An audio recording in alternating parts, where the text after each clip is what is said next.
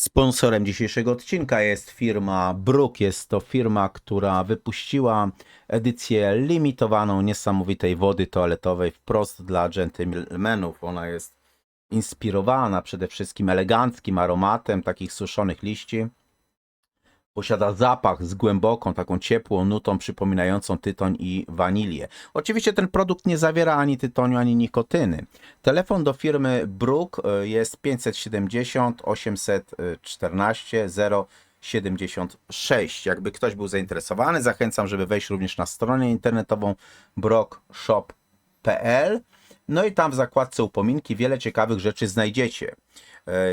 Jakbym krótko miał opisać te perfumy, bo ich używam i je zawsze reklamuję i promuję, no to wiecie, jak stara biblioteka, jak taki skórzany fotel, jak ciepło wieczoru przy kominku, tak wyglądają te perfumy. Mają nutkę suszonego liścia tytoniu i wanilii, która otula takim spokojem, przywołując czasy, kiedy elegancja była po prostu sztuką. Są to perfumy albo woda toaletowa, bym powiedział inaczej, dla prawdziwych dżentelmenów, dla mężczyzn, którzy pamiętają, że styl to coś więcej niż tylko ubiór. Jeżeli miałbym w jednym zdaniu podsumować te perfumy, żeby pokazać, czym one są albo jakie one są, to powiem bardzo prosto. Bruk, zapach, który zostaje, gdy milkną słowa. Witamy serdecznie na kolejnym spotkaniu Co tam panie w polityce. Witam Ciebie, Sławku. Witam Cię, Arturze, i witam wszystkich widzów. Bardzo się cieszę, że się spotykamy, bo bardzo lubię te nasze takie polityczne dywagacje. Ja również. Dzisiaj sobie porozmawiamy troszeczkę na temat wojny z Iranem, a przede wszystkim na temat upadku Stanów Zjednoczonych i pewnych proroctw, które miały miejsce na temat upadków Stanów Zjednoczonych, bo wojna z Iranem ma dziś, bym powiedział, najmniejsze poparcie wśród amerykańskiej opinii publicznej ze wszystkich prowadzonych konfliktów przez Stany Zjednoczone. No i moje zdanie jest, moje pytanie w ogóle jest, czy mimo to ta operacja wpisuje się w jakąś szerszą strategię Waszyngtonu. To jest takie tak naprawdę pytanie podstawowe, no bo ja sobie dotarłem, zrobię taki przykrótki wstęp tylko, bo dotarłem sobie Oczywiście. do pewnych stwierdzeń takiego amerykańskiego politologa.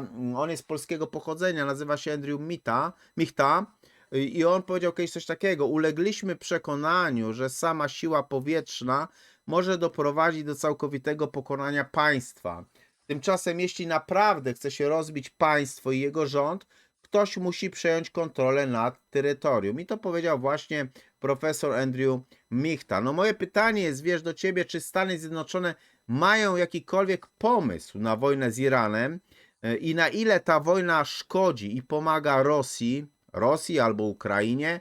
No bo wiesz co, Załęski już powiedział wcześniej, że jest w stanie wojny z Iranem i że on bez najmniejszego problemu wysyła żołnierzy na wojnę do Iranu. Być może dlatego, że wojna na Ukrainie się powoli kończy, a on chce otworzyć po prostu drugi front. No i na ile ta wojna szkodzi lub pomaga Rosji i Ukrainie, a na ile przyczyni się ona do upadku Stanów Zjednoczonych?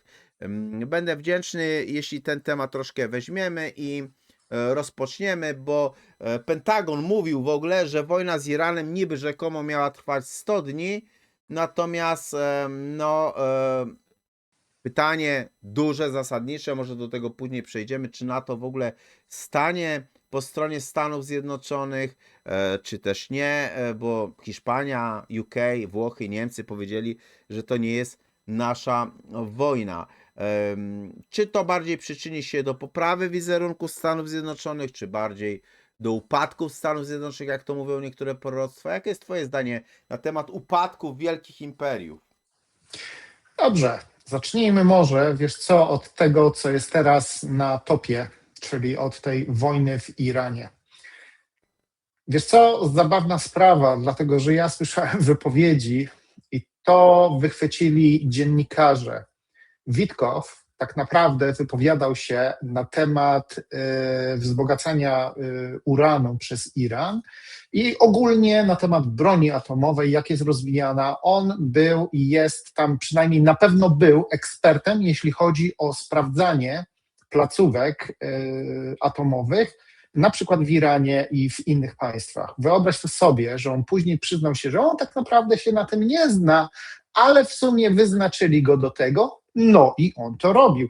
No to chwileczkę, jeżeli ktoś nie jest ekspertem, ktoś nie ma wykształcenia, ktoś nie ma w ogóle pojęcia na ten temat, jak ktoś może wypowiadać się na ten temat i jak ktoś może być specjalistą albo inspektorem od tych spraw.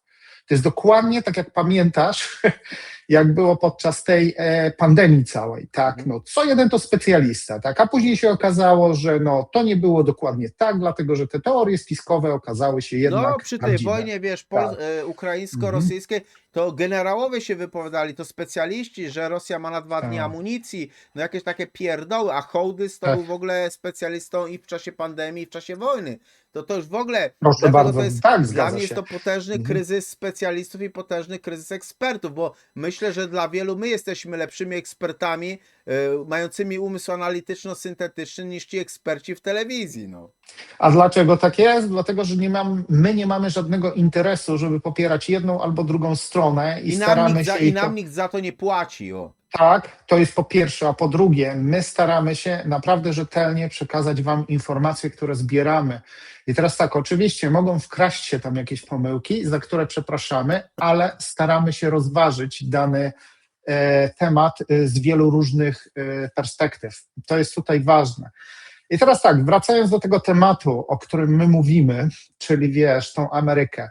Jeśli chodzi o to, czy Waszyngton ma jakiś plan, otóż Waszyngton ostatnio przyznał się, i to Trump się przyznał, że oni nie mają żadnego planu, jeśli chodzi o to, co z Iranem, w jaki sposób to załatwić. To jest po pierwsze. Po drugie, ja nie mówię prezydent, tylko mówię biznesmen Trump, dlatego że tym on jest. Biznesmen Trump nie wziął pod uwagę tego, jak szybko oni będą wydawali pieniądze na tą wojnę. I teraz popatrzcie.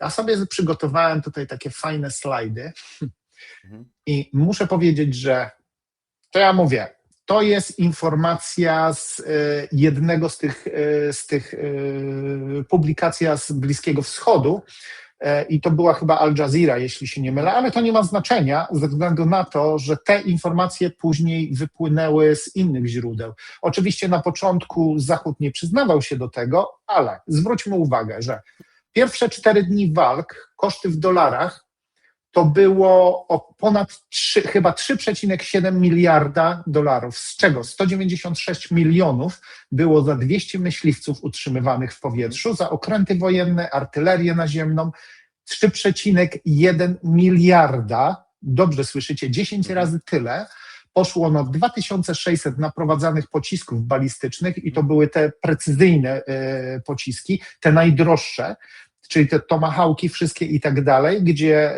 jeden pocisk kosztuje 3,6 miliona albo nawet więcej za sztukę i 359 milionów za 3 wielozadaniowe F-15, które zostały strącone przez tam jakiś sojuszniczy ogień i to przez pomyłkę chyba Kuwait albo Kuwait, nie? No właśnie. A teraz popatrzmy, ile pierwszy tydzień walk w Iranie kosztował USA dolarów. Uwierzycie lub nie, ale oni podają jako 11,3 miliarda, i to powtarzam, 11,3 miliarda dolarów za pierwszy tydzień walk. To jest możliwe. I tak to mało tego, że to jest możliwe, dlatego że to są oficjalne dane. Znaczy to ja już, wynalazłem te dane, że oni dziennie 890 milionów dolarów przeznaczają. Tak, też widziałem te dane. Tak, też widziałem te dane.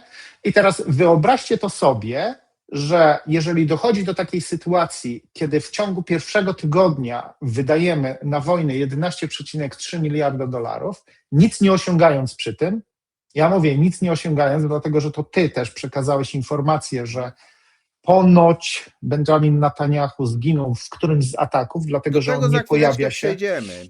Dobra, to przejdziemy do tego. Ja nawet nie poruszam tego. I teraz jest pytanie, skąd biznesmen Trump weźmie pieniądze?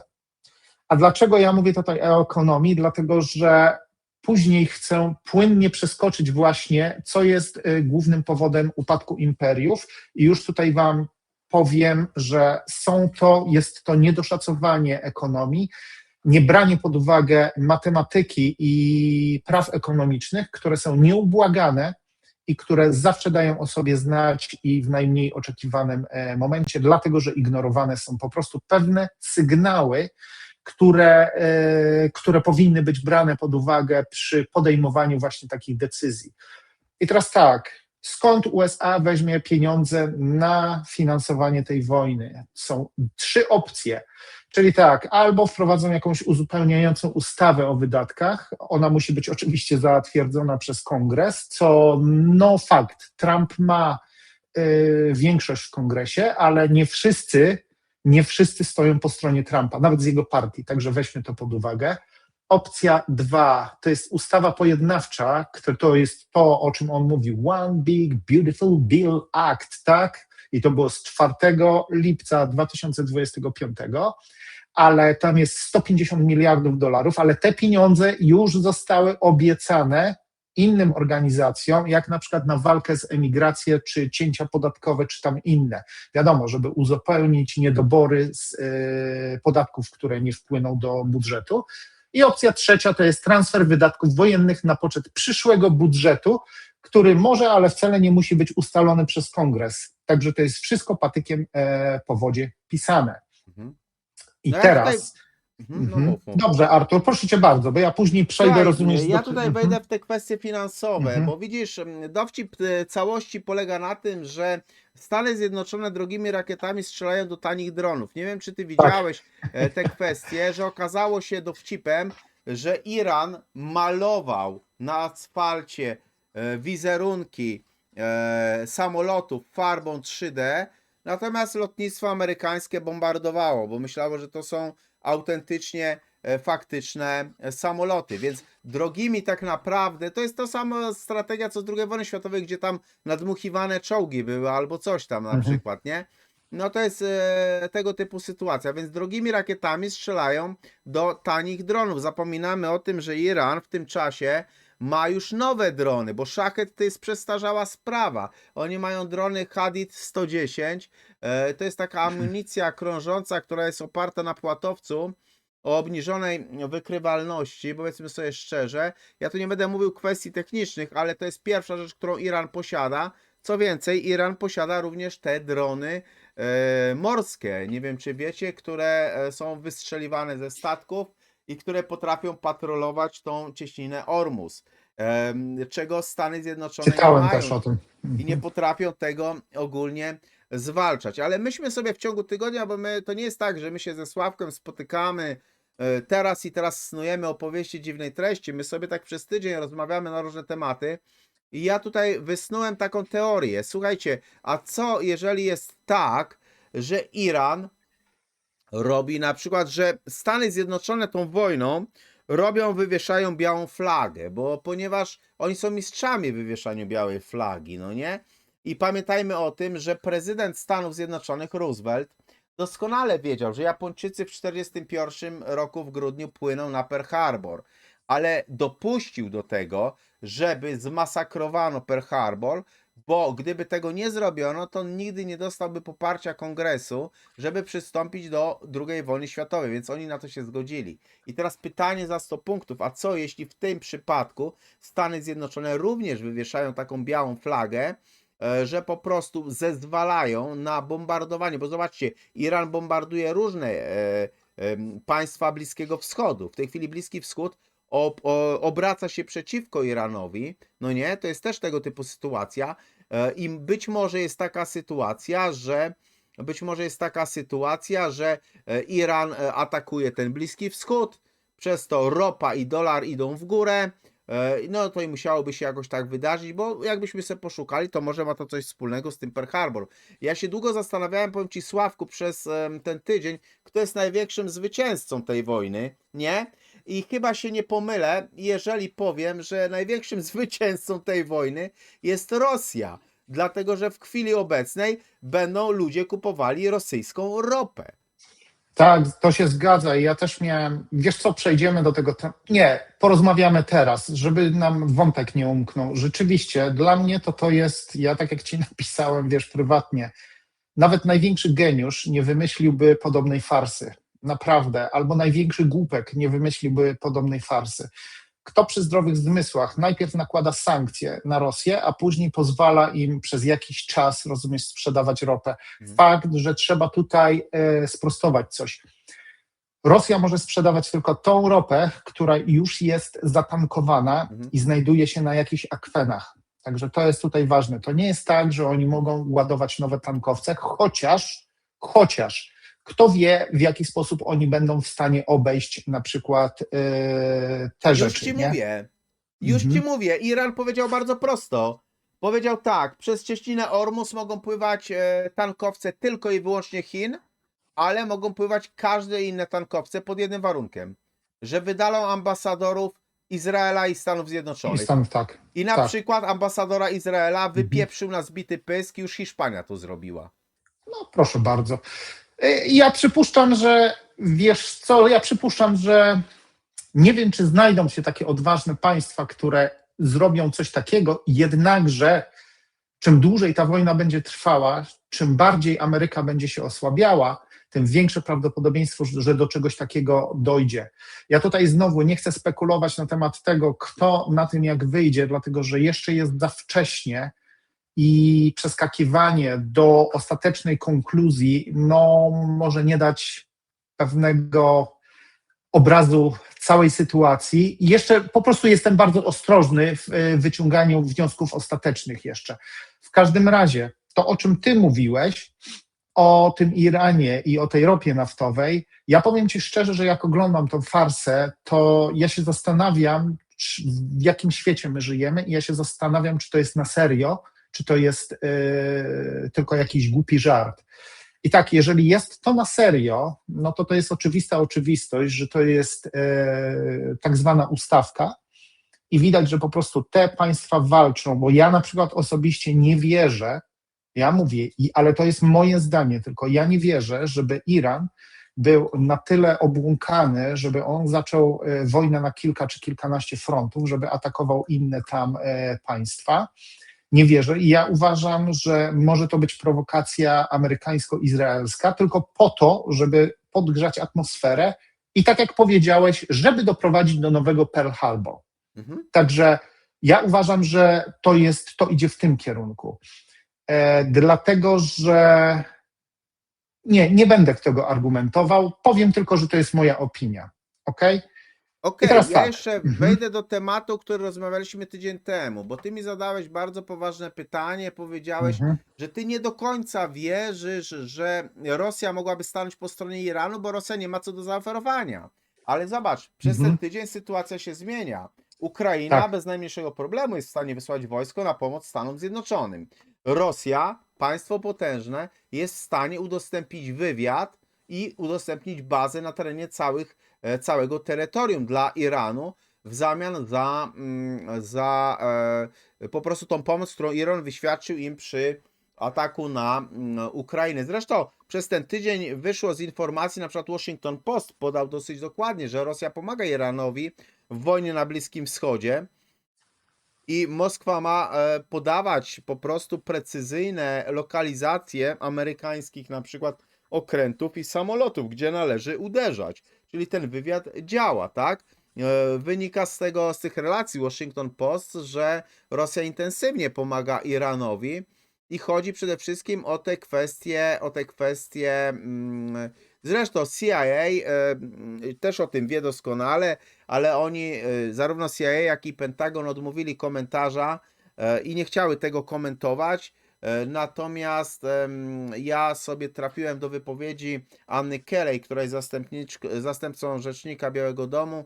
Ona powiedziała coś takiego, że irański reżim jest całkowicie miażdżony, ich odwet rakietowy z dnia na dzień maleje, a flota jest niszczona, no ale oni muszą tak mówić. A co Dokładnie. jeżeli prawdą jest? My sobie poczekajmy ten tydzień, bo my to nagrywamy w piątek, tradycyjnie, przepraszam, w sobotę. Nie w piątek, sobota 14. Piątek był 13, uniknęliśmy. Czyli 14 unikaliśmy, piątka 13. Tak. No nie bawimy się w templariuszy, nie chcemy stosów i tak Nie. dalej. Więc w związku z tym będzie to jutro, czyli w niedzielę. Możesz jeszcze się wiele rzeczy wziąć, pokazać, natomiast moim zdaniem, jeżeli prawdą jest, bo podano chyba wczoraj albo przedwczoraj, że wobec ataku irańskiego zginął Netanyahu plus szef Mossadu. Oczywiście Iran Mhm. to potwierdził, Izrael tego nie potwierdza. Poczekamy sobie na potwierdzenie, no to będzie to dopiero jazda. Tak, Ogólnie moim to będzie zdaniem porażka. Tak, to będzie będzie to jest porażka kompletna zarówno porażka Izraela, Stanów tak. Zjednoczonych dla mnie wtedy, nie? Oczywiście, że tak, dlatego że jeżeli one nie były w stanie uchronić swojego sojusznika tak super, hiper zaawansowaną technologią, którą oni się chwalą, to w takim razie oni nie są tak mocni, jak to mówili. Ale czekaj, ja chwilę odpowiem Ci Mhm. na to, co ja powiedziałem, skomentuję, że Rosja nie będzie w stanie się zaangażować, że nie pomoże. Tak powiedziałem, że nie pomoże. Nadal podtrzymuję to, bo Rosja na razie nie będzie mogła pomóc, dlatego że musi uporać się z Ukrainą.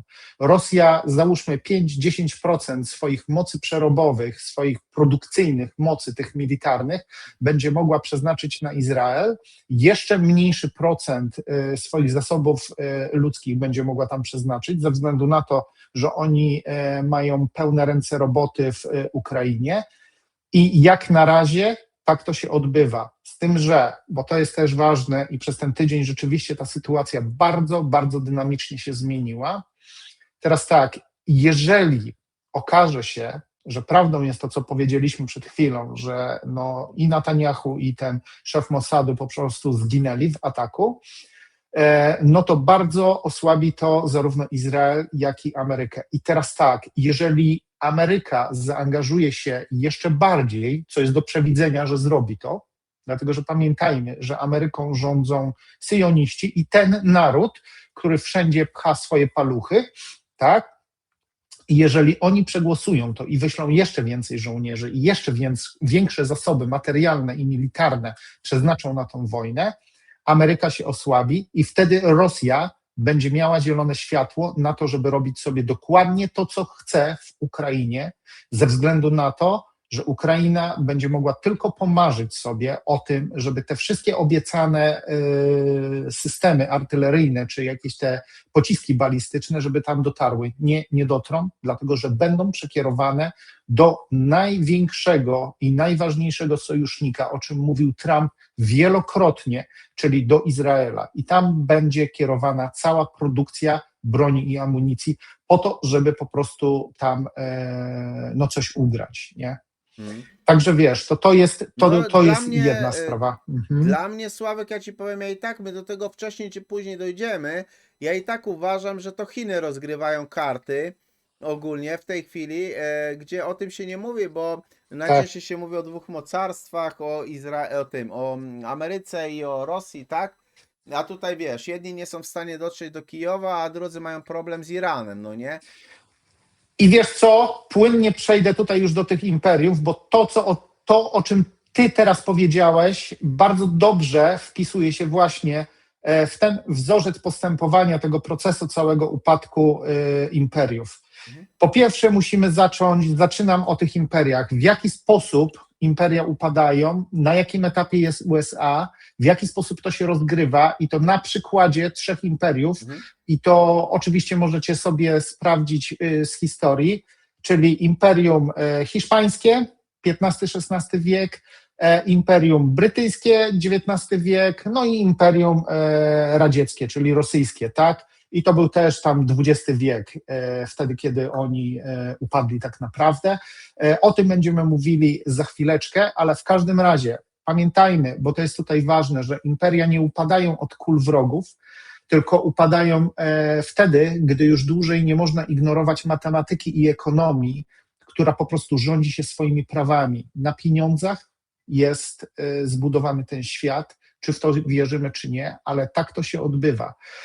I ten proces jest nieubłagany, jest powolny, ale nieubłaganie on dąży do całkowitego unicestwienia tych mocarstw i nawet nie tylko mocarstw, dlatego że indywidualnych ludzi też, ci, którzy ignorują po prostu swoje zadłużenie i swój przychód. Pamiętasz to, o czym ty mówiłeś też, nie?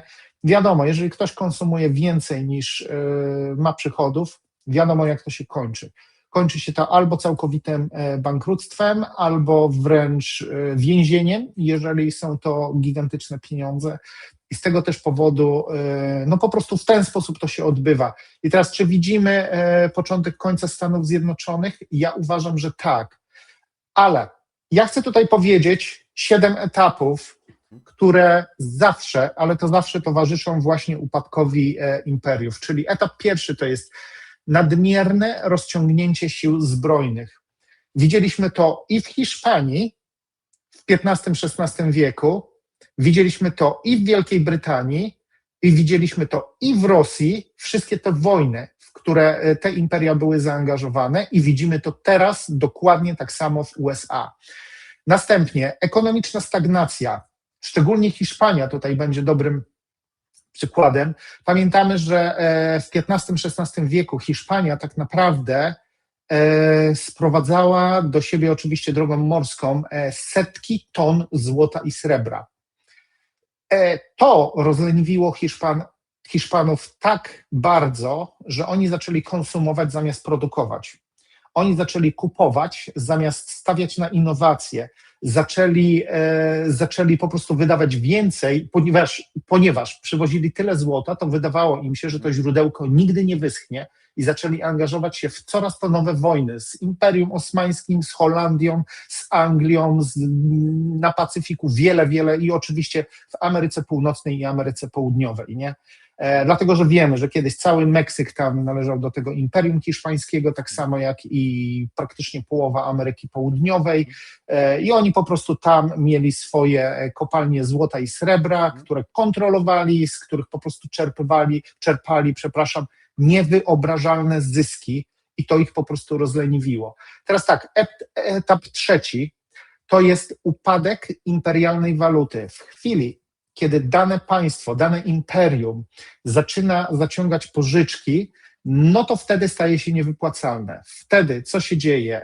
Waluta traci na wartości. To, co się dzieje z dolarem, pamiętajmy, bo ja tutaj przeskakuję tak szybciutko po łebkach, bo my już rozmawiamy prawie godzinę, nie chcę rozciągać pół tego. godziny, no spoko.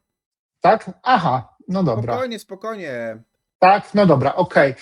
I teraz tak, widzimy, co się dzieje na przykład teraz w USA. Dolar od 71 roku, zeszłego stulecia, nie ma pokrycia w złocie, natomiast jest petrodolarem. Ten jest po prostu walutą fiat, czyli dolary się produkuje z powietrza, od tako. Dlatego, że komuś coś się urodziło, potrzebują pieniędzy, Ameryka potrzebuje pieniędzy, a potrzebuje ich na potęgę, na coraz to nowe wojny, no to po prostu dodrukowują sobie pieniądze. Co z tym się wiąże? Oczywiście spadek wartości tego pieniądza, inflacja, którą można w jakiś sposób niwelować, ale niestety nie umniejsza to prawdzie, że no, ta waluta traci na wartości i niestety, ale po prostu w pewnym momencie sojusznicy i wszyscy partnerzy handlowi no po prostu będą chcieli odejść od tej waluty ze względu na to, że no, ta waluta już nie jest taka atrakcyjna. Nie będzie ona rezerwami walutowymi danego państwa, dlatego że ona już nie ma takich wartości. Pamiętasz, jak rozmawialiśmy o BRICS? Pamiętasz, jak rozmawialiśmy o tych unitach wszystkich, o tej walucie, które państwa BRICS starają się wprowadzić w 40% pokryte w złocie? To jest właśnie ta alternatywa dla dolara. I teraz tak, etap 4 to jest utrata terytorium. Widzimy, co się stało na przykład w Afganistanie. Kiedy to było? Kilka lat temu raptem, tak? Kiedy USA musiało się sromotnie wycofać z Afganistanu, nie mówiąc już o Wietnamie, co tam się działo, bo pamiętamy to, koniec lat 60., początek lat 70. Akurat paradoksalnie zgrało się to właśnie z przeskoczeniem dolara, który był pokryty w złocie, na petrodolara. Proszę bardzo, wojna jest zawsze najlepszym argumentem i najlepszą przykrywką do tego, żeby po prostu wprowadzać za kulisami jakieś nowe, takie bardzo poważne zmiany, szczególnie systemowe i finansowe. I zawsze można zgonić to na karb, rozumiesz, wojny, że no tak ekonomia bardzo kiepsko stoi ze względu na wojnę, ze względu na to, no Koniunktura nie wojna, sprzyja. tak, dokładnie, ale to zawsze no, wojna jest najlepszym argumentem, najlepszą wymówką. I teraz tak, etap 5 to jest początek upadku imperium, etap 6 to jest utrata statusu waluty rezerwowej, ale to całkowita utrata. No i etap 7 to jest totalny upadek tego imperium. I teraz tak, ja tak jak mówiłem, na przykładzie 3 imperiów, tutaj porozmawiamy sobie. 1590 rok, Hiszpania jest najbogatszym imperium na świecie, ale musimy pamiętać, że Hiszpania zużywała 50% swojego przychodu na wojsko i to ciągle jeszcze nie było wystarczające. Hiszpania kontrolowała 50% światowego przepływu złota i srebra, a wyobraźcie sobie, że w ciągu 80 lat zbankrutowała całkowicie i nigdy nie odzyskała swojej świetności. W 1914 roku to samo spotkało Wielką Brytanię i pomimo tego, że to nie był identyczny proces, ale wspólny mianownik był dokładnie taki sam, czyli nadmierne wydatki na siły zbrojne, które były gigantycznie rozciągnięte na całą ziemię. Ja pamiętam, no nie ja pamiętam, ale czytałem, że zresztą nie, tutaj też mówią o tym i pamiętam jak Brytyjczycy, tutaj Anglicy nam wspominali o czymś takim, że wielkie imperium Wielkiej Brytanii było to imperium, w którym słońce nigdy nie zachodziło. Dlatego, że gdziekolwiek się znalazłeś w imperium w Wielkiej Brytanii, tam zawsze był dzień, bo to było rozciągnięte po prostu na całą kulę ziemską. Tak, tak, dokładnie. Nie? I w 1914 roku wiemy, co było. Pierwsza wojna światowa, a w ciągu następnych 40 lat imperium przestało istnieć. Stało się to podczas tego kryzysu sueskiego, na temat którego ja nie będę tam wchodził w szczegóły, ale to możecie sobie sprawdzić, że tam miało miejsce coś takiego, że Francja, Izrael, Wielka Brytania zakwestionowały egipską decyzję egipskiego rządu o znacjonalizowaniu kanału sueskiego. Oczywiście dla wielkiego Imperium Brytyjskiego był to nawet nie tyle co psztyczek w nos, co to był cios, to był kop między nogi dokładnie. No, nie mogli sobie na coś takiego pozwolić. Oczywiście weszli do akcji z wojskiem, ale wtedy Ameryka się włączyła i ponieważ i po I i po II wojnie światowej Wielka Brytania miała przegigantyczne długi w USA i USA powiedziała bardzo prosto, jeżeli wy nie wycofacie swoich wojsk, to my zaczniemy wyprzedawać funty szterlingi i wtedy wasza waluta straci na tyle, że wy nigdy się z tego nie podniesiecie. No i Wielka Brytania musiała się, wycofać z tego, nie? I jeszcze 1991 rok. Też przypuszczam, że większość naszych widzów pamięta, co się wtedy działo. Ja to pamiętam. Związek Socjalistycznych Republik Radzieckich rozpadł się i to jest kolejne imperium, z tym, że w tym przypadku nie potrwało to 40 lat, a z tego, co ja badałem, to potrwało 900 dni, dokładnie, niecałe 3 lata. I ZSRR po prostu rozpadł się z hukiem. Dlatego mówię z hukiem, dlatego że jeśli chodzi o imperium, to było stosunkowo gwałtownie i stosunkowo szybko. No i teraz tak. To jeszcze Mamy ci 3 wejdę w imperia. słowo, nie wiem czy pamiętacie, to była bardzo znana wtedy sprawa, że ZSRR wystrzeliło w kosmos astronautę, w międzyczasie się rozpadło Mówiłeś, i ten tak. koleś nie był w stanie wrócić na Ziemię, bo dostawał informację, że sorry, ale nasze państwo już nie istnieje i nie jesteśmy w stanie cię ściągnąć. Koniec końców ten kosmonauta wylądował w Kazachstanie, żeby było ciekawie i to było niesamowite przerażenie, bo ZSRR się rozpadło, a tu nagle z kapsuły wychodzi gościu z napisem CCCP, nie? Na plecach, no nie? No bo gościa wystrzeliło ZSRR, a w sumie już ZSRR nie istniało. I w ogóle zresztą ZSRR wtedy sprzedawało te stacje kosmiczne, bo musiało jakoś, no ocaleć, tak to nazwijmy, nie? Tak. No właśnie, i to jest fajna ciekawostka. Ja teraz, wiesz co, kontynuując ten temat, ja chciałem tylko wymienić te najważniejsze punkty, które ja sobie wynotowałem, które badałem. W jaki sposób wygląda upadek imperium w praktyce? Nie kończy się ono ze względu na inwazję wrogiej armii, rozpoczyna się od wyczerpania ekonomicznego. Co widzimy, obserwowaliśmy to na przykładzie Hiszpanii, Wielkiej Brytanii, Rosji, a teraz USA. To, o czym mówiliśmy, 11,3 miliarda dolarów przez pierwszy tydzień. Niewyobrażalne koszta. Teraz tak, nadmierne wydatki na armię, nadmierne wydatki na rząd i oczywiście na strefę wpływów. To kosztuje bardzo, bardzo dużo pieniędzy, no i niestety budżet nie jest w stanie tego udźwignąć. Ja tutaj podam też może jako przykład, dlatego że ten przykład jest szczególnie nam, Polakom, bliski. Żeby ratować takie upadające imperium, co robimy? To, o czym my nagrywaliśmy poprzednie odcinki o kolonializmie, czy kolonializm wraca. Szukasz sobie państwa, na których możesz pasożytować. Tak to nazwijmy, bo ja uważam, że to najlepiej odzwierciedla ten proces. Jeżeli znajdziesz sobie takie państwa, to agonię takiego imperium po prostu przedłużysz, ale jest to nie do powstrzymania, dlatego że w momencie, kiedy pierwsze oznaki upadku imperium się pojawiają, wtedy już jest automatycznie za późno na ratowanie tego imperium, dlatego że te wszystkie decyzje, które były podejmowane przez lata lub nawet przez dekady, one już negatywnie zaprocentowały w taki sposób, że wepchnęły to imperium na równię pochyłą, z której po prostu nie ma odwrotu. I teraz tak, w jaki sposób jeszcze wygląda upadek imperium i to w praktyce? Wojny prowadzone na wielu frontach, wiadomo, w co Ameryka się teraz wplątała.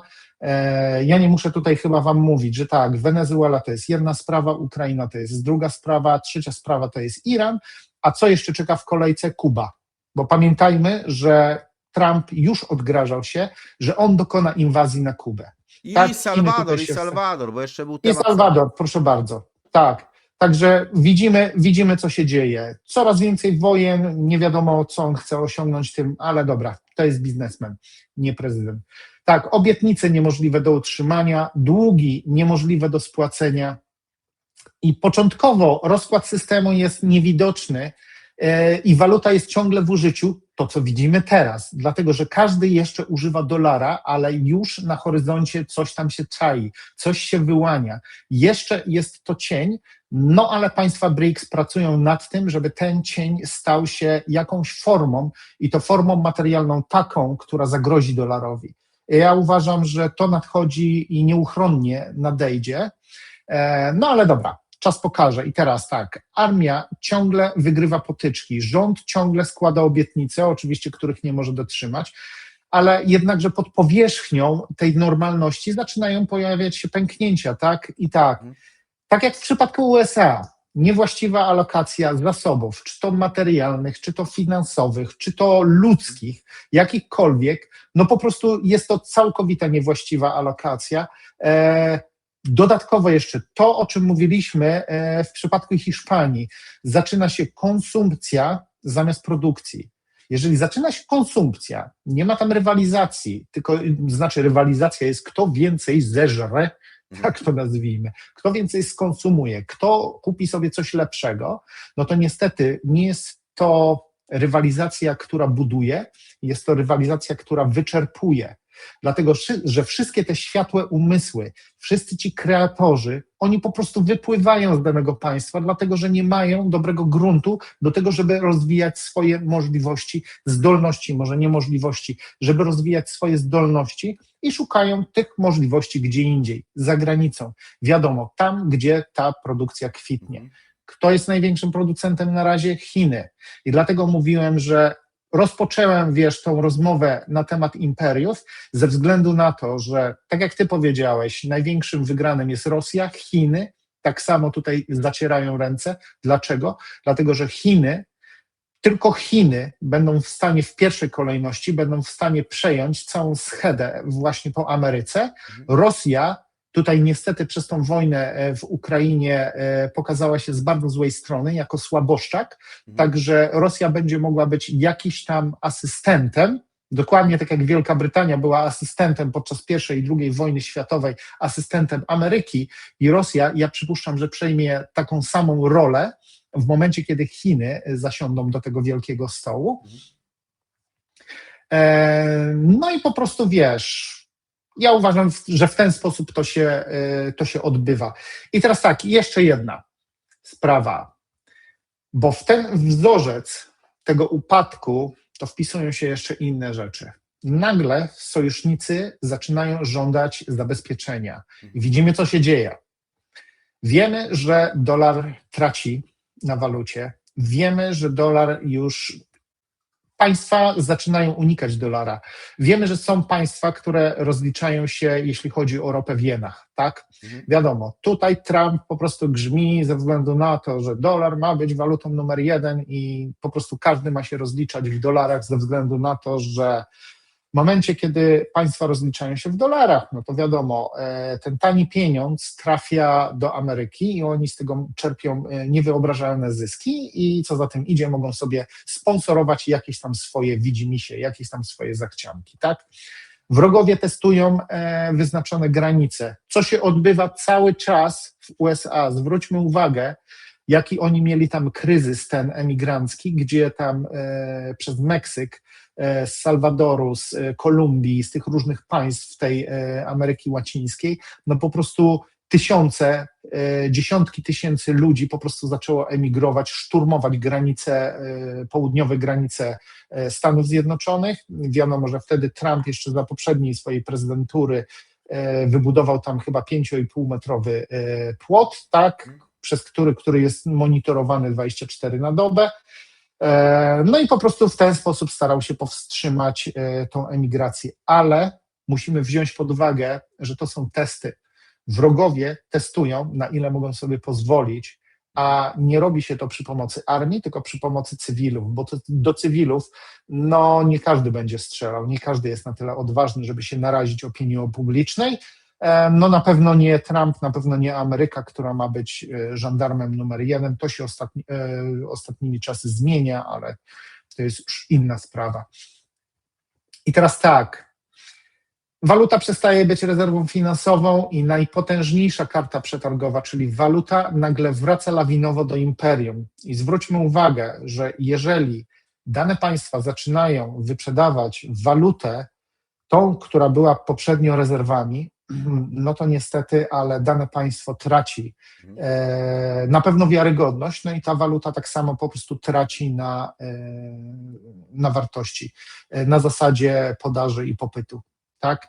I teraz tak, siły zbrojne, to o czym mówiliśmy, rozmieszczone na całym świecie, stają się nie do utrzymania. To jest coś, co widzimy w USA, dlatego że Trump odgrażał się i mówił o tym, że on wycofuje swoje wojska z Europy, tak? Europa ma stanąć na własne nogi, on nie będzie pomagał Europie. To nie to, że on nie będzie pomagał Europie, on bardzo chętnie by zrzucił koszta utrzymywania armii na Europę, ale jeżeli by to zrobił, no to niestety, ale pokazałby się z punktu widzenia słaboszczaka też, no i straciłby wiarygodność na pewno na rynku walutowym, nie?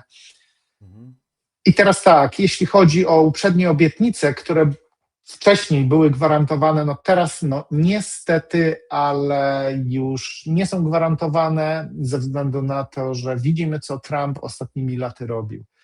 Obiecywał, odgrażał się, nie spełnił żadnych swoich obietnic, miał w jedną dobę początkowo zakończyć wojnę w Ukrainie, później powiedział, że jest to 100 dni, no przez ponad rok, przez ponad 400 dni mu się to nie udało.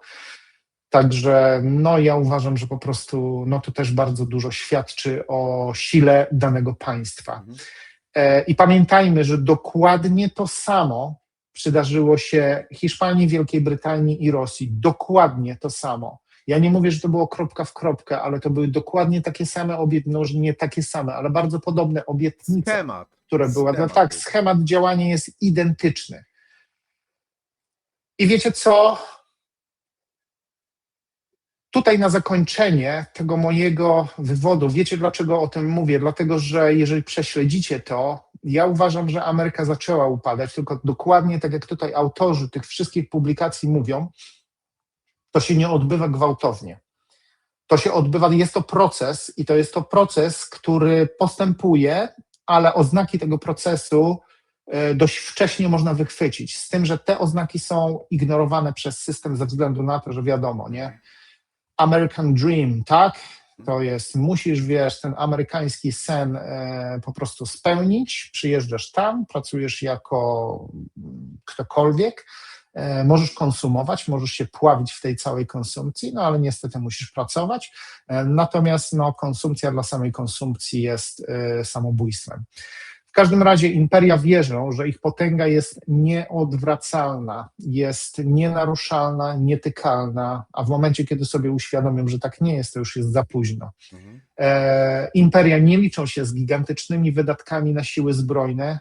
To jest, muszę powiedzieć, że tutaj Trump troszeczkę się obudził i dlatego on zgodnie z tym MAGA, czyli Make America Great Again, tak, czyli spraw, żeby Ameryka znowu była wielka, on zaczyna, stara się odwrócić ten proces. Ja uważam, że jest już za późno, dlatego że oni nadrukowali tyle pieniędzy, że oni nie będą.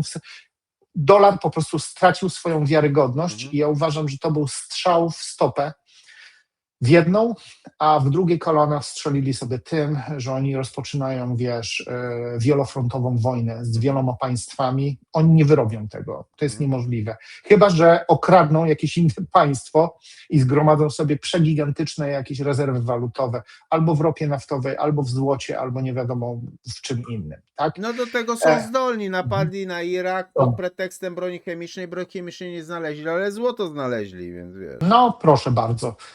I tak, dewaluują swoją walutę, wiadomo, poprzez te nadmierne wydatki waluta traci na wartości. I oczywiście te imperia zaprzeczają temu rzeczywistemu obrazowi sytuacji, no aż upadek się rozpocznie. A jak się rozpocznie, to już jest niestety za późno. Pamiętajmy, że 3 imperia co najmniej przeszły przez ten proces, czyli poczynając od Hiszpanii, poprzez Wielką Brytanię, kończąc na Rosji, a Ameryka postępuje zgodnie z tym samym schematem, ten sam wzorzec. I ja nie widzę tutaj żadnej innej możliwości, jak tylko po prostu upadek.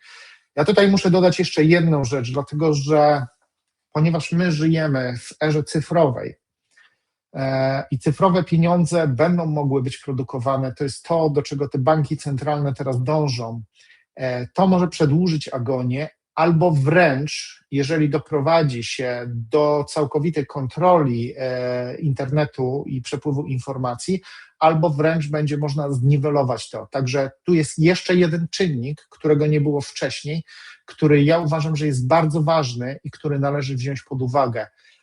Ale wiecie co, ja nie badałem jeszcze dokładnie tego tematu, będę musiał go zbadać i wtedy będziemy mogli sobie porozmawiać na ten temat. Dobrze, to jest to, co ja, Arturze, chciałem powiedzieć na temat upadku imperiów, na temat potencjalnego upadku Ameryki. Ja uważam, że Ameryka zaczyna wojny na zbyt wiele frontów i niestety, ale ekonomicznie tego nie udźwignie. Powtarzam, nie ma takiej możliwości, chyba że wprowadzi się czarodziejski sposób, rozumiesz, płacenia walutą cyfrową, która jest nic nie warta, która będzie jeszcze mniej warta niż mocno są przywiązani do dolara, fiat.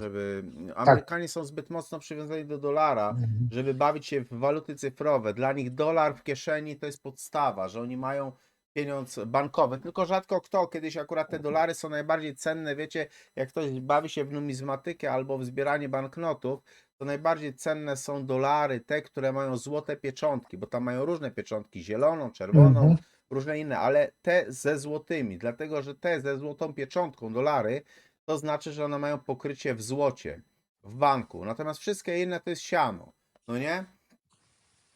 Tak to jest, ale ja pozwolę sobie tutaj dorzucić parę groszy, bo ty mówisz o tych wielkich imperiach, nie?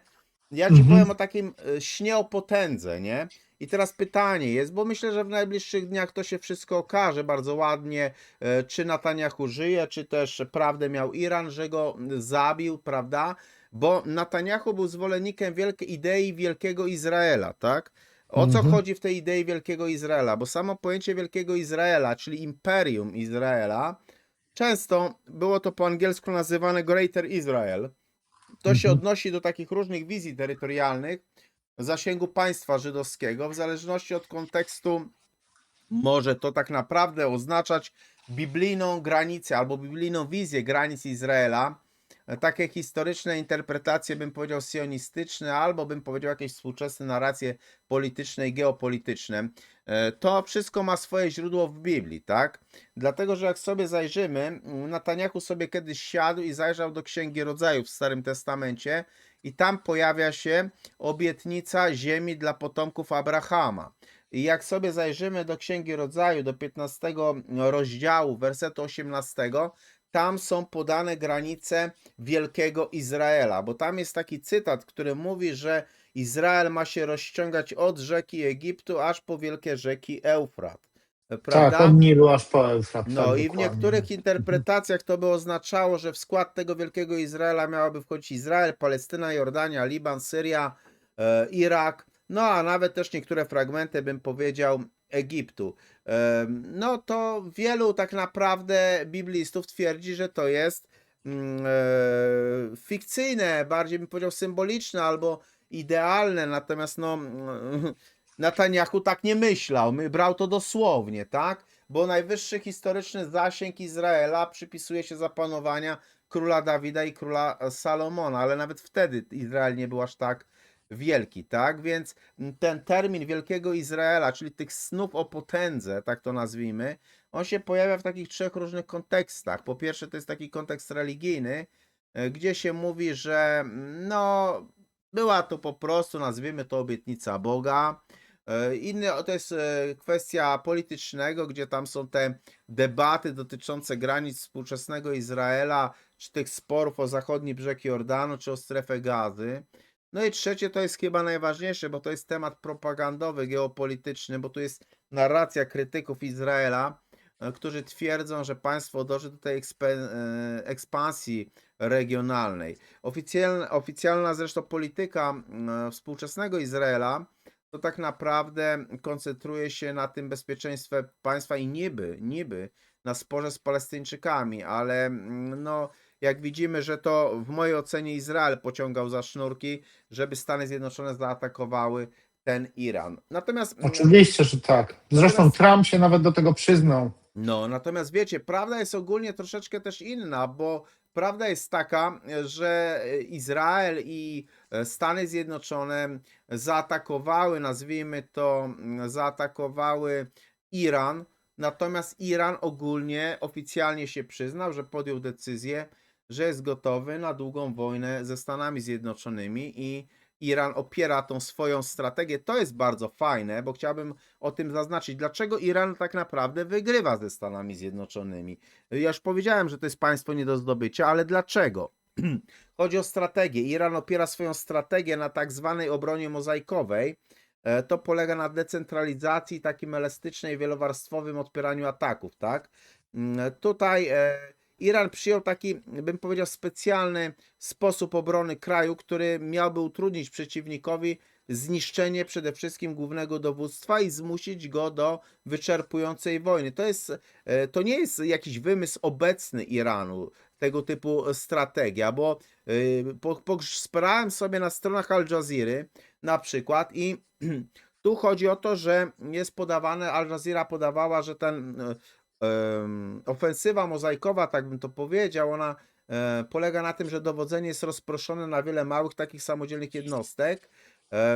I tak naprawdę Iran zaczął rozwijać ten system po działaniach Stanów Zjednoczonych w Afganistanie w 2001 roku, czy po inwazji na Irak w 2003 roku. I wtedy władze Teheranu uznały, że istnieje ryzyko podobnej interwencji przeciwko Iranowi, no nie? Żeby było ciekawiej, to ta doktryna mozaikowej strategii, tak jak powiedziałem, ona nie jest wymysłem Iranu, ale to jest doktryna która opiera się na pomyśle długotrwałego oporu, o którym pisał już swego czasu Mao Tse-tung w takiej swojej pracy. Czekaj, Artur, dlatego że ja z tego, co czytałem i z informacji wynika, że taka sama strategia jest stosowana w Ukrainie.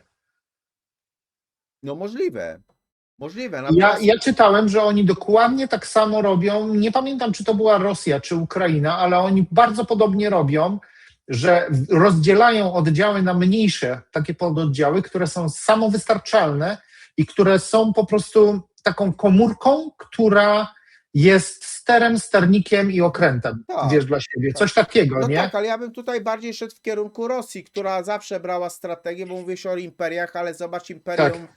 niemieckie, trzecią Rzeszę, gdzie Rosja powiedziała, wpuszczała ich na swoje tereny, wpuszczała. Czekaj. Trzecia Rzesza nie była imperium. Oni mieli apetyt na to, żeby być imperium, ale oni nie byli imperium. Ale tutaj chodzi mi Oni... o to rozczłonkowanie sił A, wojskowych, okej. wiesz, nie? Że Rosja ich wpuszczała i oni już nie mieli kontroli nad tym, żeby ten obszar tak kontrolować. Ale ta strategia operacji mozaikowych, ona się wzięła od Mao Tse-tunga, bo on zrobił kiedyś taką pracę, napisał. Ta praca się nazywała O wojnie długotrwałej. Ona została wydana w 1938 roku i według Mao Tse-tunga to w ogóle słabsza strona zawsze jest w stanie pokonać silniejszego przeciwnika, jeśli weźmie go po prostu na wykończenie. I wtedy Mao Tse-tung opisywał, że potrzeba takich 3 etapów wojny.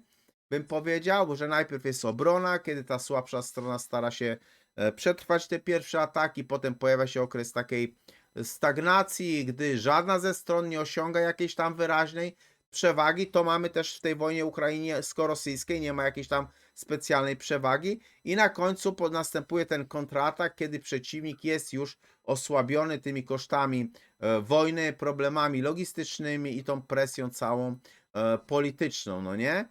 To jest też bardzo ciekawe. Natomiast ja Ci tylko tyle jeszcze powiem, wiesz Sławku, jak my już rozmawiałem o tym upadku imperium, to poprzez te zagrywki Donalda Trumpa odnośnie Grenlandii, o których już tam kiedyś mówiliśmy, to doszło do takiego paradoksu, że w chwili obecnej, w tym tygodniu, między innymi Islandia ogłosiła referendum dotyczące wstąpienia do Unii Europejskiej. To jest takie właśnie pokłosie roszczeń Trumpa wobec Grenlandii, bo wznowiono negocjacje i 29 sierpnia tego roku ma się odbyć referendum, gdzie oczywiście Islandczycy mają wyrazić tą kwestię, czy chcą być tą częścią Unii Europejskiej, czy nie chcą być częścią Unii Europejskiej, nie? Co najciekawsze, pamiętaj o tym, że Islandia nie ma ani jednego swojego żołnierza. Ona po II wojnie światowej oddała obronność Stanom Zjednoczonym i oni się dlatego przerazili, bo na terenie Islandii stacjonują wojska amerykańskie ogólnie, Tak. że kiedyś ich tam, tak jak Grenlandię chcą świsnąć, to i ich świsną, nie? No, tam oczywiście Islandia się bierze, jeszcze szarpie z Unią Europejską, że mają, bo tu chodzi o rybołówstwo w sumie, nie? Że wiesz, że żeby po prostu Ale Unia trzeba pamiętać, nie Artur, trzeba ograniczała rybołówstwa, pamiętać. nie? Tak, ale większość tych akwenów, to jest jedna sprawa, większość tych akwenów na Morzu Północnym należy do Rosji, nie? I ja wiem, że teraz Anglia z Rosją, i to było kilka lat temu, to była podczas pandemii, zdaje się, Rosja, nie pamiętam, pandemii albo już tej wojny w Ukrainie, i Rosja wymówiła tak naprawdę użytkowanie akwenów przez Wielką Brytanię, no a nie wiem, czy nasi widzowie wiedzą, że w Anglii fish and chips, czyli ryba i frytki, to jest ich danie narodowe. Jeżeli im to zabierzesz, to zdestabilizuje cały kraj, nie? A oni tego dorsza to jedzą na potęgę, to jest tak naprawdę te small talk i te wszystkie te rozmówki takie malutkie, to się kręcą wokół tego, zawsze i wszędzie. A byłem tu, jadłem fish and chips, jakie to było pyszne, polecam wam, pojedźcie sobie tam, no najlepsze jakie jadłem, i tak dalej, nie? I zmierzam do tego, że wiesz, większość tych akwenów należy do Rosji i Rosja teraz, wiesz, trzyma no, łapę na tym i będzie coraz więcej odcinała, wiesz, tych państw, które wcześniej użytkowały to, no już nie będą mogły sobie tak, wiesz, swobodnie użytkować, nie? Także Islandia, przypuszczam, że też może bać się troszeczkę z drugiej strony, wiesz, tych rosyjskich wpływów. Nie oszukujmy się, ale Islandia jest bardzo mocno wysunięta na północ i to jest tak między młotem a kowadłem, bo Poczekaj jeżeli sekundkę, Rosja, ja za sekundkę wrócę, spokojnie, to nie ma problemu. jasne, no dobrze, w takim razie słuchajcie, ja powiem wam, że i to jest moja opinia, że jeśli chodzi o Islandię, ja miałem do czynienia z kilkoma osobami, które tam były i które mówiły, że Islandia jest bardzo fajna, no ale niestety jak zasypie śniegiem, no to w śniegu popaść ciężko się idzie do pracy, tak? Nie? Ale znowu ja osobiście bardzo chcę i wybieramy się tam z moją żoną Violetą, żeby zobaczyć na te białe noce, nie? A czy Islandia dobrze wyjdzie na tym? Czy Islandia dobrze wyjdzie na wejściu do Unii? No, ja ciekaw jestem, dlatego że ja pamiętam w 2008 roku, w chwili tego największego kryzysu 2008 i 2009, ja pamiętam, że Islandia jako jedyny chyba kraj, ona wyszła całkowicie obronną ręką z tego kryzysu i oni nie odczuli tego aż tak bardzo.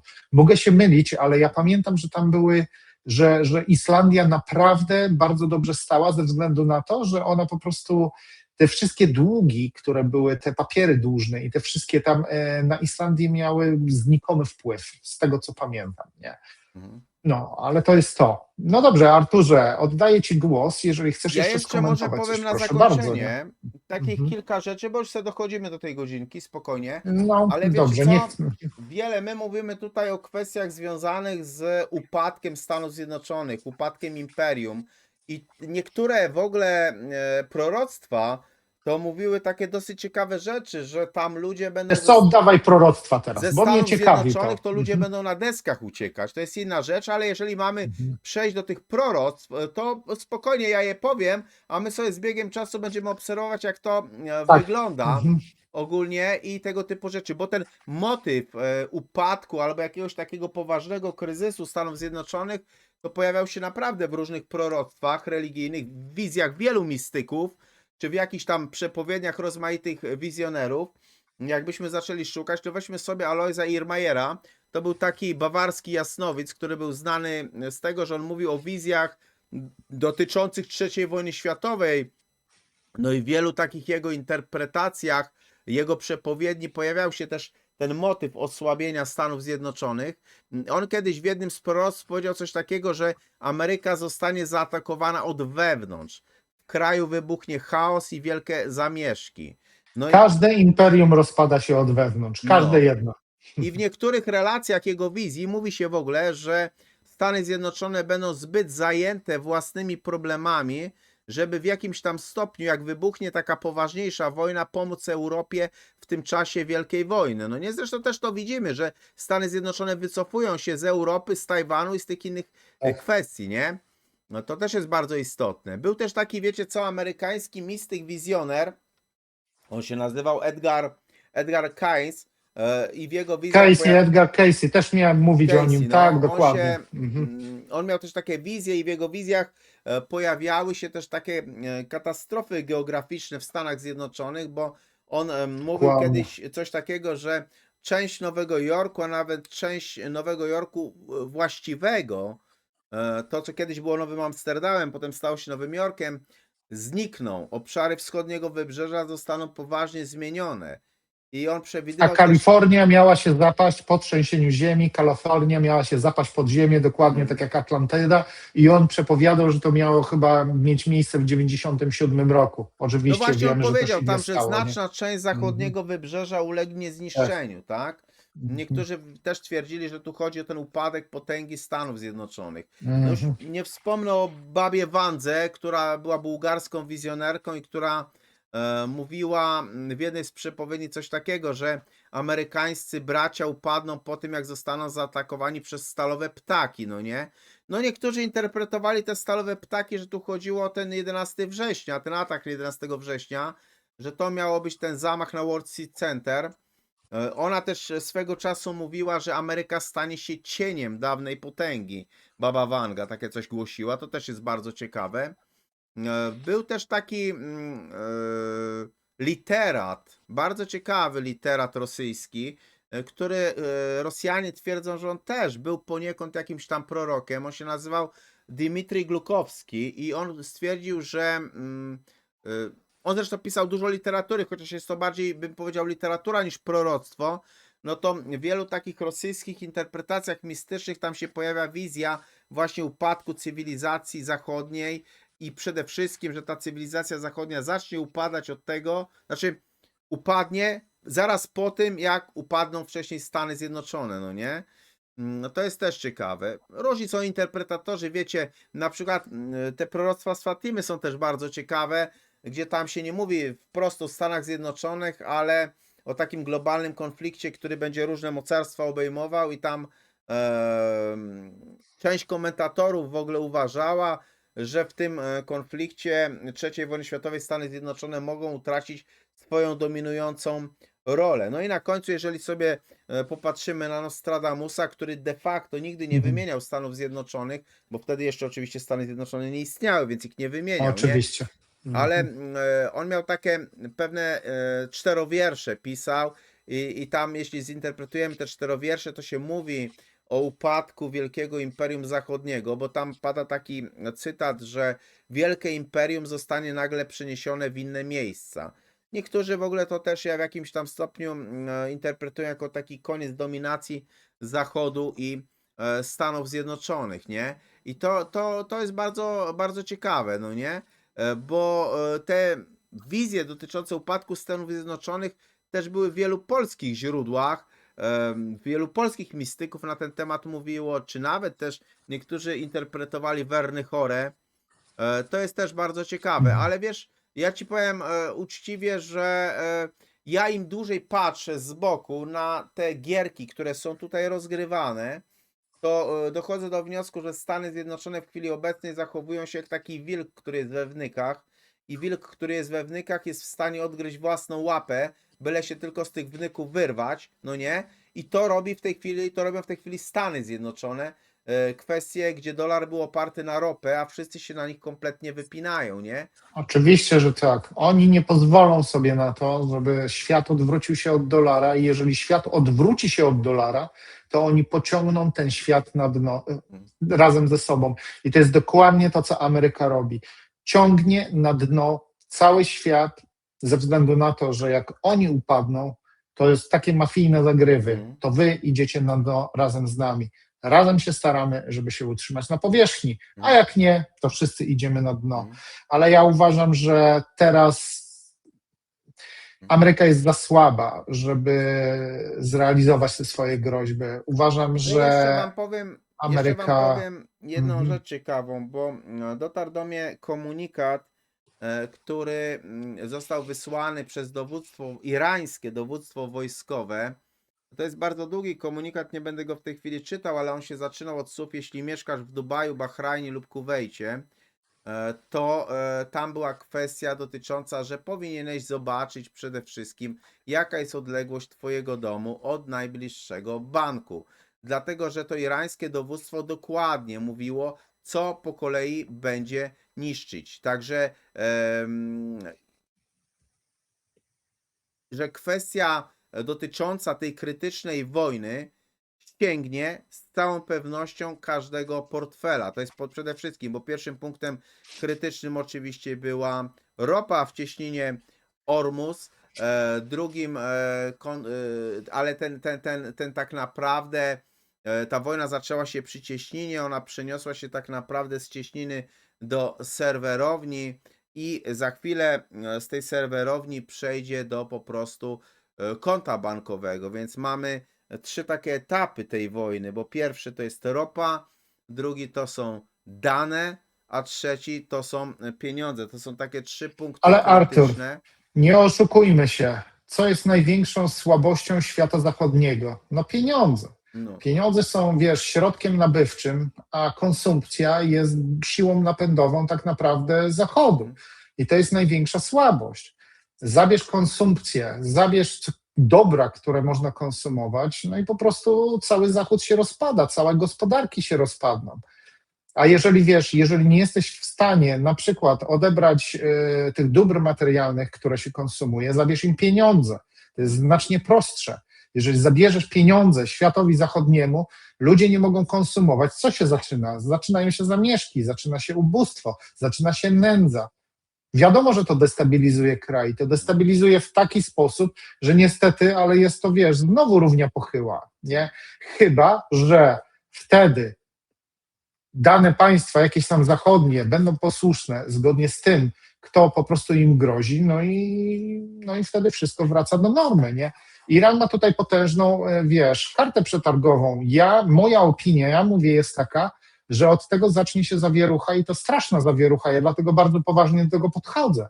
Bo to nie jest dla mnie jakaś tam wojna, wiesz, w Ukrainie. Ja nie mówię jakaś i proszę mnie tutaj źle nie zrozumieć i proszę tutaj nie wytykać mnie palcami, bo ja nie umniejszam cierpieniu ludzi, którzy po prostu ponoszą te koszta tej wojny i to czy to jest Ukraina, czy inne państwa, czy nawet Rosjanie, którzy są cywilami, którzy są przeciwko tej wojnie, ale są wciągani w nią. Proszę mnie nie zrozumieć źle. No ale niestety, no, ja uważam, że wojna w Ukrainie to jest jakaś tam mała ustawka, a wojna w Iranie to jest przepotężna ustawka. I ta przepotężna ustawka, ona doprowadzi do naprawdę bardzo, bardzo poważnych konsekwencji i to globalnych. Nie? Mhm. Słuchaj, takie jest moje zdanie. Ale oczywiście, no nie Zobaczymy, może... jak to się, wiesz, zobaczymy, jak to się rozwinie, nie? I ja powiem szczerze, czekaj Arturze, ja tylko, wiesz, tylko dokończę. Ja powiem szczerze, wiesz, ja tak z tego, co ja badałem, to ja to widziałem, a teraz po tym pierwszym tygodniu, czy po tych 2 tygodniach, wiesz, od ataku Ameryki na Iran, to ja widzę, że wiele osób wypowiada się dokładnie w takim samym tonie i każdy bardzo poważnie do tego podchodzi, bo to nie są żarty już. Naprawdę to nie są żarty. Proszę Prawda jest bardzo, ogólnie oddaję Ci taka, że głos. nie można nie łączyć wojny na Ukrainie z wojną w Iranie, bo to wszystko jest naczynia połączone w mojej ocenie i to wszystko, na przykład pamiętajmy o tym, że Ukraina strasznie panikowała, że zaczyna się kwestia w Izraelu, że nagle oni przestaną być na świeczniku, tak? I te uzbrojenie, załóżmy amerykańskie, przestanie do nich płynąć albo coś, tak? Natomiast teraz doszliśmy do wniosku, że Amerykanie to jedynie z Ukrainą chcą interesy robić. To jest tylko na tyle, nie? Dokładnie. Tylko i wyłącznie interesy Z chcą każdym, robić. nie tylko z Ukrainą, ale z każdym. I oni mają daleko i głęboko w Żydzi. No, taka prawda Rozumiesz? jest. No, jakie państwo robi, jeżeli nie przyniesie im pieniędzy, jeżeli nie przysporzy im jakichś dóbr materialnych, no to bye bye, nie? No i wiesz, w ten sposób to Nie, się no to odbywa. Nie? oczywiście, dlaczego Amerykanie nie walczyli w Jugosławii, jak był rozpad Jugosławii? No bo tam nie Co? było ropy naftowej, no i tyle. Dokładnie, nie było dóbr Prosto, materialnych, nie? no Wiadomo, prosto, żadnych prosto, no. Tak zasobów jak jest. naturalnych A znaczy się. myślę, że powoli dotarliśmy do końca. Tak. Fajnie będzie, jak następny odcinek pociągniemy o kwestiach związanych z Ukrainą, bo niestety jesteśmy tak jakby na 2 frontach: Iran-Ukraina, Mhm. Iran-Ukraina, a to się wszystko wzajemnie zazębia, a tak naprawdę w mojej ocenie też Iran i ta wojna w Iranie przesłania troszeczkę kwestie, które dzieją się na Ukrainie, no nie? A one są bardzo Dokładnie. a one są bardzo ciekawe i to też służy Mhm. zakamuflowaniu temu, co w sumie Ukraina zrobiła Słowacji i Węgrom. I jeszcze jeden tutaj wzorzec postępowania. Pamiętamy, co było podczas tej pandemii, srandemii całej? W momencie, kiedy rozpoczęła się wojna w Ukrainie, nagle pandemia, jak za dotknięciem różdżki czarodziejskiej, zniknęła. Mhm. Zwróćcie uwagę, że teraz wojna w Ukrainie, po tym jak po inwazji USA i Izraela na Iran, nagle nie mówi się już tak dużo o wojnie w Ukrainie i ona będzie No tak, ale wyciszana, wiesz, nie? ale z kolei w Polsce pokazuje się, że właśnie jest jakaś rocznica urodzin Szewczenki. A co mnie Szewczenko obchodzi? Co więcej wam powiem, wczoraj mój dzieciak wrócił z przedszkola i przyniósł kolorowankę. Niby fajna kolorowanka, bo niby wiecie, tam ząbki, pasta do zębów, do kolorowania i tak dalej. Wszystko byłoby fajnie, tylko ja biorę tą kolorowankę, a ona cała po ukraińsku napisana przez Kijowski Uniwersytet Medyczny, tak? Że No Ukraińcy właśnie. łażą gdzieś tam. To jest kwestia ocieplania wizerunku, żeby po prostu zmieszać. I zobaczycie, że dożyjemy do tych czasów, o których my ze Sławkiem mówiliśmy, że nastąpi rozbiór Ukrainy, Tak. nastąpi i zobaczycie, że żyjemy w takich czasach, o jakich wam się tak naprawdę naprawdę nie śniło, no nie? Ale A kukułczym jajem, które nam się podrzuci, jest to Lwów, Wołyń cały i cała zachodnia część Ukrainy, po to, żeby tylko był będzie nas się wrzód. na siłę, tylko będzie nas Tak, się na siłę zmuszać, żebyśmy nie mówili o Wołyniu, bo to nie tak, wypada, bo to dokładnie. nie wypada, bo Mhm. musimy mieć dobre stosunki i tak dalej. Tak będzie nam się to wszystko robić. My ciekawi Ale jesteśmy. czekaj, popatrzmy na to z pozytywnej strony. Jeżeli Polsce przypadłby Wołyń, wtedy cała ekshumacja poszłaby od tak o. I wtedy okazałoby się, czym tak naprawdę Ukraińcy są, kto tak naprawdę pomordował te setki tysięcy, dziesiątki tysięcy, ponad 100 tysięcy Polaków, kto ich pomordował, nie? I nie byłoby, że to Pytanie, byli słuchaj, banderowcy, nie? No. pytanie, oczywiście byłoby tak, gdyby Polakami rządzili Polacy, ale gdyby Polakami rządzili Polacy, to ekshumacje w Jedwabnym byłyby już dawno zrobione, pomimo tego, że Jedwabny jest na terenie Polski. Słuszna uwaga, A bardzo słuszna i teraz, uwaga. co my Mhm. chcemy mówić, jeżeli Wołyń by przypadł w granicę Polski, a wiceministrem jednym czy drugim jest Ukrainiec w Polsce? Tak. No to, No, bardzo słuszna uwaga, tak. Wiecie co, no Polska jest, ja nie chcę użyć tego słowa za słaba, no ale chyba jest za słaba, żeby po prostu się wybronić. I no to widzieliśmy teraz, choćby odnośnie tego całego safe, tak, to o czym my debatowaliśmy, rozmawialiśmy, ale dobra, to jest już temat na inny czas. Nie No, będziemy jeszcze tematów przedłużali. jest wiele. My jesteśmy Jest. ciekawi Waszych koncepcji i Waszych opinii, czy Stany Zjednoczone się rozpadną, czy NATO się rozpadnie. Jak myślicie? Wstawiajcie komentarze, odzywajcie się na temat naszego dzisiejszego spotkania. Może są inne rzeczy, które Was trapią, to też wrzucajcie w komentarzach. Możemy te tematy jak najbardziej poruszyć. Dzięki ogromne, Sławku, za wspólnie spędzony czas. Dziękuję. Ja dziękuję Tobie, Arturze, i dziękuję widzom. I trzymajcie się do następnego razu.